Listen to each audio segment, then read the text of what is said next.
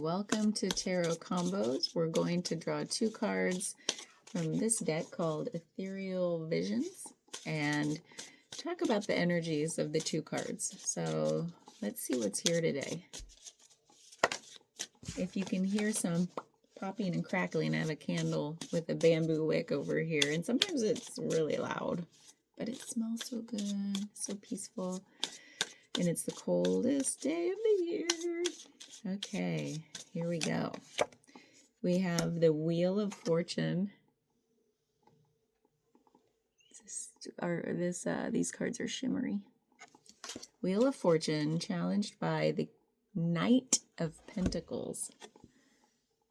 The slowest knight, so they say, very like methodical, steady as she goes kind of energy. How might that energy challenge the Wheel of Fortune, which says the only constant is change? And I think we've had the wheel in our tarot combos before. I'll have to check, but not this combo. I don't think we've had this combo before. So the Wheel of Fortune is there's so much to it. So I like to say, like, the only constant is change, meaning the wheel just keeps going around and around. And it's only when we try to grasp to slow it down. Like when you know how you stick your arm out, if you're on a ride and you're like, the ride doesn't hurt unless you were to like stick your arm out to grab something to slow or stop yourself, and then you break your arm.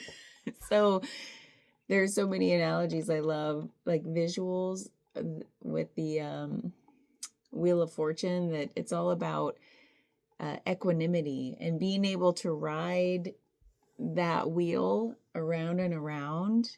And equanimity to me means like treating the highs and lows as this beautiful middle. Like you're not getting swept away in the highs and taken down into the depths with the lows. It's because sometimes you're on top of that wheel and life is grand, and sometimes you're on the bottom and something feels like a setback or some loss or grief or some downward suppression kind of energy.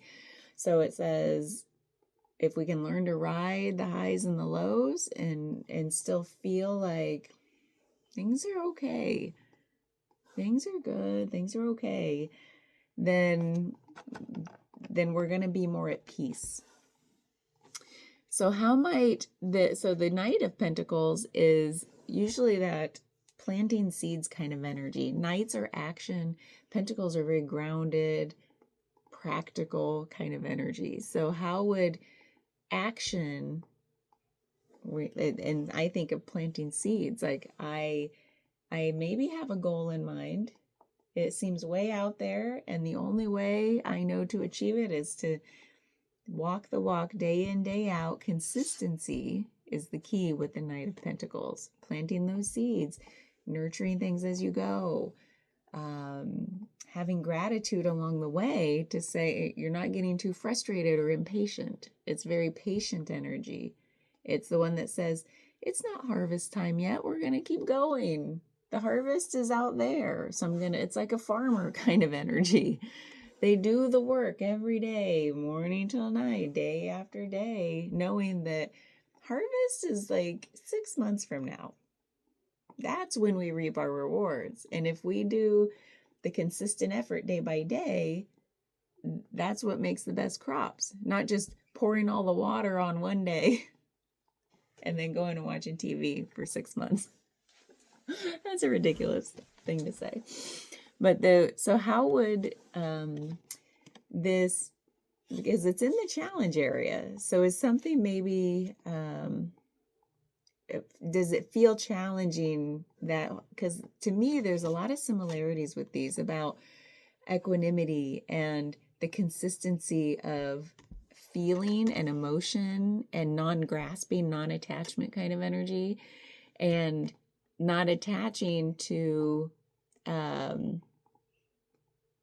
don't want to say non-attaching, but there's a similar vibe about like grasping energy and impatience. And so this is all about patience, and this is equanimity. And something feels like, what is the similarity between treating the highs and lows as like more of a middle, neutral, peaceful ground, and having that peace with the middle road, it feels like, not lethargic, not lethargy. I don't know how you say that, but not just not doing the work and then not doing it just with so much attachment to an outcome, and that you get impatient and burn out. There's a steadiness to both of these energies. So how would they conflict? That's how they kind of work together, is like steady. When I think about equanimity, like showing up every day to inquire into, what am I feeling right now, and how can I ground that energy into more of an equanimous state? Or if I feel really suppressed, how can I, like, in that depressive state, how might I kind of lift up into the neutral space?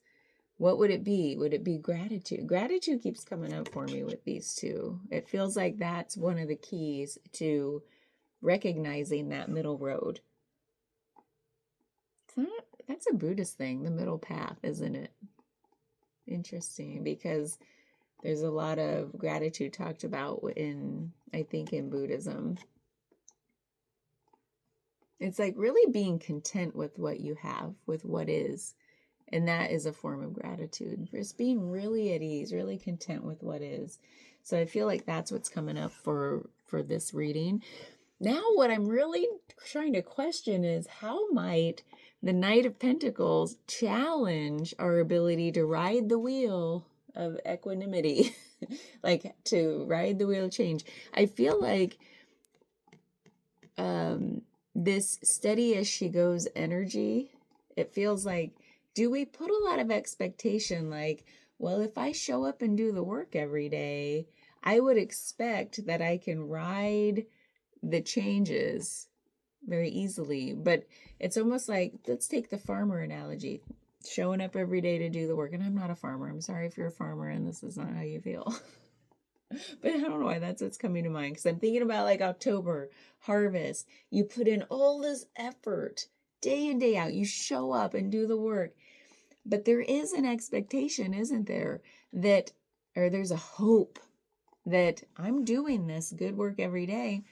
I should reap some pretty dang good rewards in 6 months or whatever time frame. So there's that, like, is there something calling us to question our expectations in this? Because that's what makes riding the wheel really hard. Because if harvest comes and it is not what you'd hoped for, and you might even lose money. I mean, it could be a really negative impact. Are you just going to be like, okay, you win some, you lose some? Probably not.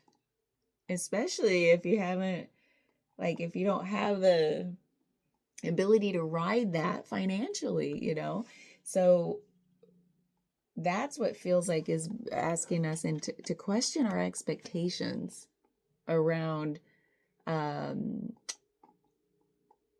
anything. Where does expectation show up in your life? With like, okay, if I do this, I should expect this outcome. And we know that A plus B does not always equal C. So where do you feel like you're doing something consistently? You feel like, okay, I'm going to do this thing, or I'm going to study this field of study, or I'm embarking on this project, or I'm doing something that feels like I have to put forth consistent effort. And I'm pretty pleased to do that because I know this is what I expect to achieve at the end of it. How can we question our expectations so that, not just so it's like you set your expectations low so you won't be disappointed. That's not what I'm talking about, because that's a whole different kind of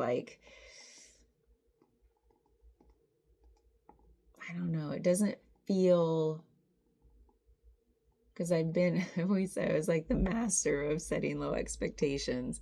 It almost feels like not sitting in your power of agency when you do that. So it doesn't feel true to say that that's what this is calling us to question. But it feels like, where do you feel like you have expectations that if they are not met, it will really do a number on you? Like, you will not be riding that wheel saying, oh, well, you win some, you lose some, la, la, la. Like, it won't be so, peaceful. So that's the question. Where in your life do you feel like, and that's hard. That is sometimes so hard to question about our expectations, because sometimes they feel so baked in. They feel like, and of course there's that expectation to have when I do this thing. It might be societally endorsed, or in your family, or your situation, that it's like. So I'm trying to think of an example in my life. Hold on, let me think.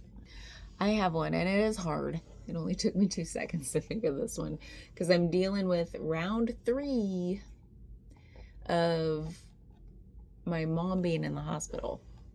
Round 3 in December, in 2 months. That's a wake-up call, isn't it?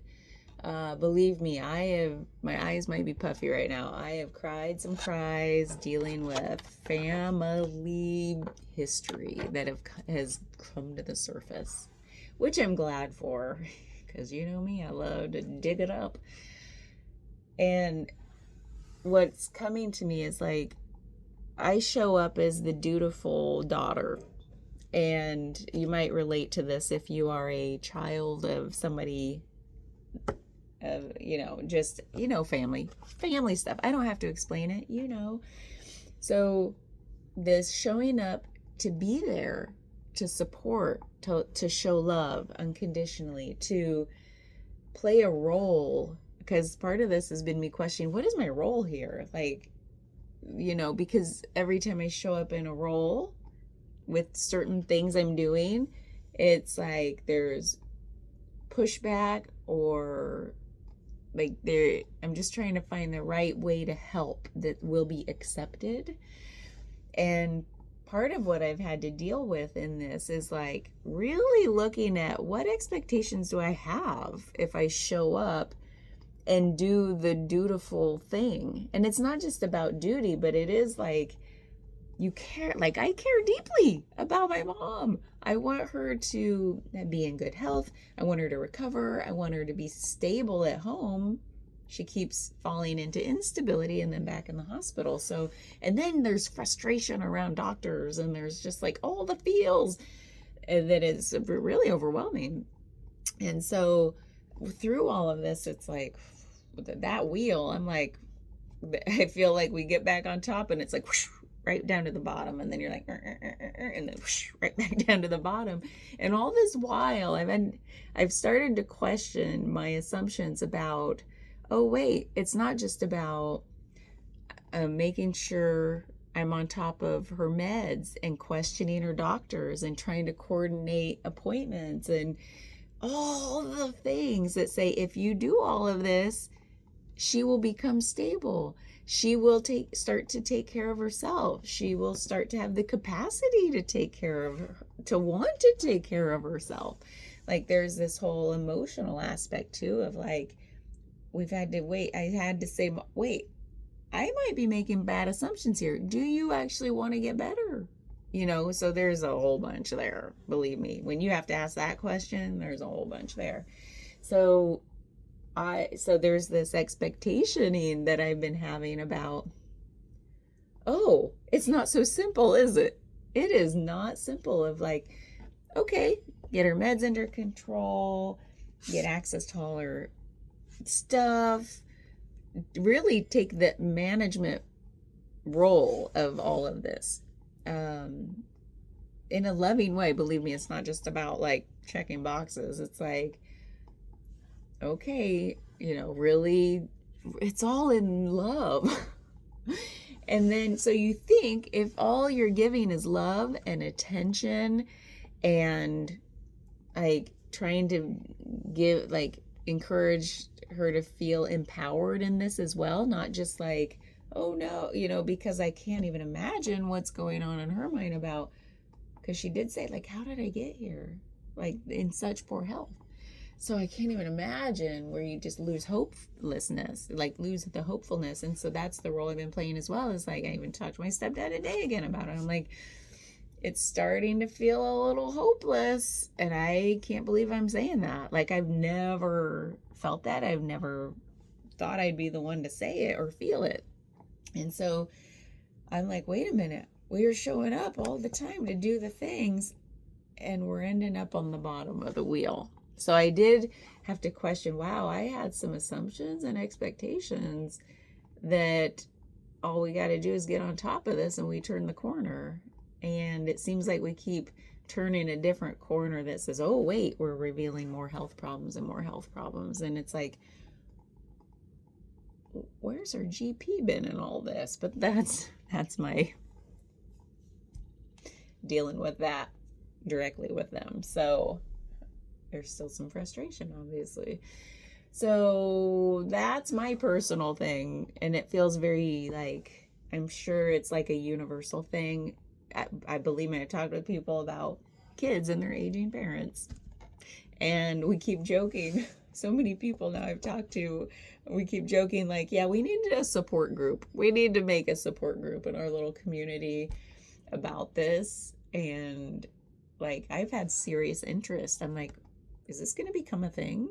Maybe it will, because it feels like sometimes it does feel hopeless when you have expectations for something and you're showing up and doing the thing consistently, because that's always slow and steady wins the race. The tortoise and the hare, like, it's built into our, like, every one of us wants to just rush to the end to achieve something, but in our human like storytelling, there's this saying that's like, yeah, but slow and steady wins the race. There's like some fundamental truth there that we believe in. So it's like, oh, okay, I'll show up day in, day out. Consistency is key. Little baby steps, you know? And then, oh shit, it didn't work. I ended up somewhere else, or missed the mark, or things are just